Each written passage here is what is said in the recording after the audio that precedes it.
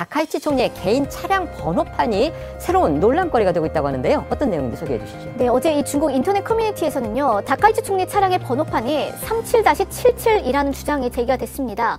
이와 함께 그가 총리에 취임하기 전에 탔던 이 도요타 차량의 번호판도 역시 37-77이었다는 주장도 퍼졌는데요. 이처럼 이 중국 네티즌들이 이 숫자, 그러니까 37-77이라는 숫자에 주목한 이유가 있습니다. 1937년에 7월 7일에 발생한 노구교 사건을 떠올리게 하기 때문입니다. 이 노구교 사건은 중국 베이징 교외의 노구교에서 일본군과 중국군이 충돌해 중일 전쟁의 도화선이 된 사건입니다.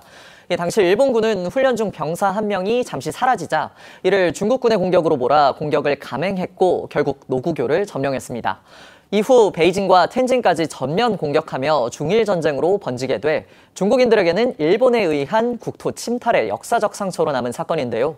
중국에서는 중일 전쟁을 77사변이라고 부르고 있어 이 다카이치의 자동차 번호판이 더 논란이 되고 있는 겁니다. 다카이치 총리, 여자 아베다 이렇게 불릴 정도로 고 아베 신조 전 일본 총리의 역사관 그리고 정치적 노선을 계승하고 있다 이런 평가 받고 있습니다. 강경 보수 우파로 알려진 고 아베 전 총리도 과거에 이 비슷한 논란이 또 있었습니다. 그렇습니다. 고 아베 전 총리 역시 총리 시절 731로 표시된 훈련기 조종석에서 기념사진을 촬영해 논란이 됐습니다. 731은 다 아시겠지만 제2차 세계대전 당시 하얼빈에 주둔하며 이 생체 실험과 세균전으로 악명을 떨친 일본 관동군 731 부대를 떠올리게 하는 숫자이기 때문입니다. 당시 아베 전 총리의 사진은 국제적 비판을 받았습니다. 중국은 역사 왜곡이자 도발이다라고 강하게 반발했고요. 미국 언론에서는 이 독일 총리가 나치 문양 전투기에 앉은 것이다라고 빗대어서 비판한 적이 있습니다. 다만 다카이치의 번호판 논란이 아베 전 총리와 다르게 이 과도한 해석이라는 반론도 나오고 있습니다.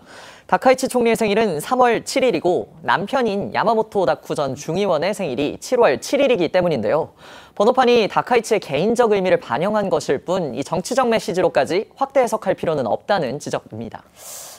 대한민국, 그러니까 우리나라 같은 경우는 번호판을 정부가 주는 대로 받아야 되는데 일본 같은 경우에 본인이 저렇게 고를 수 있는지 제가 일본에 살아보질 않아서 잘 모르겠는데요. 어쨌든요, 지금 중국과 일본과 중국의 외교 안보적 갈등이 고조되는 상황에서 이번에는 방금 전에 드렸듯이 중국 안에서 다카이치 일본 총리의 차량 번호판이 지금 논란거리가 되고 있습니다.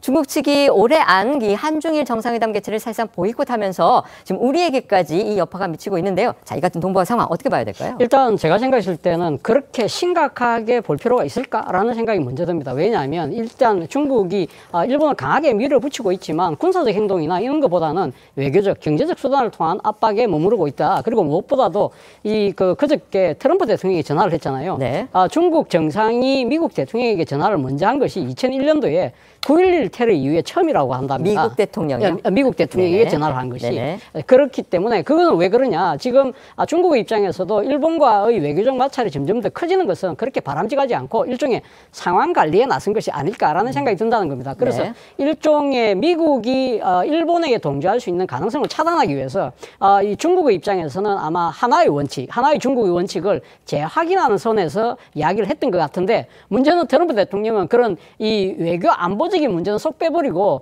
자기는 시진핑하고 이 통화를 통해서 지금 미국이 상당히 필요로 하고 있는 중국에 대한 대두 판매라든지 아니면 중국의 미국에 대한 그 펜타닐, 즉 합성마약 원료에 대한 통제 이 정도를 이야기하고 있는 상황이라고 한다면 트럼프 대통령도 상황은 그렇게 심각하지 않다고 판단하고 있는 것 같고 물론 끝나고 난 뒤에 트럼프 대통령이 다카이치 사나이 일본 총리에게 전화를 했습니다만 그거조차도 제가 생각했을 때는 일종의 립 서비스만 한 것이 아닐까라는 생각이 든다는 것이죠. 왜냐하면 미국의 입장에서는 이 중요한 문제에 있어서 대만 문제를 공식적으로 언급을 하지 않았기 때문에 그렇습니다. 네.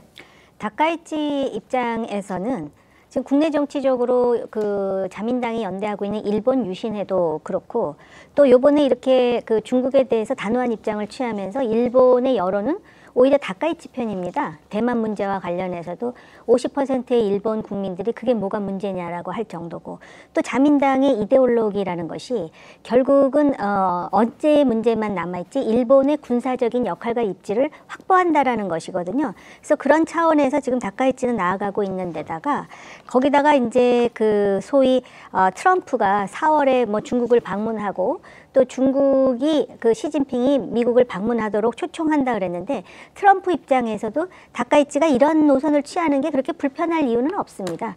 그래서 다카이치는 자기 노선을 분명히 하면서 미국과의 동맹 관계에 방점을 두겠다라는 것이고, 우리 입장에서는 동북아가 좀 그 삼국이 잘 지내면 좋은데 이런 관계가 있으면은 좀 불편할 수도 네. 있지만 오히려 이제 틈새 전략을 모색할 수 있는, 그러니까는 중국에 대해서는 그 메신저 역할을 하면서 그 한미일 간의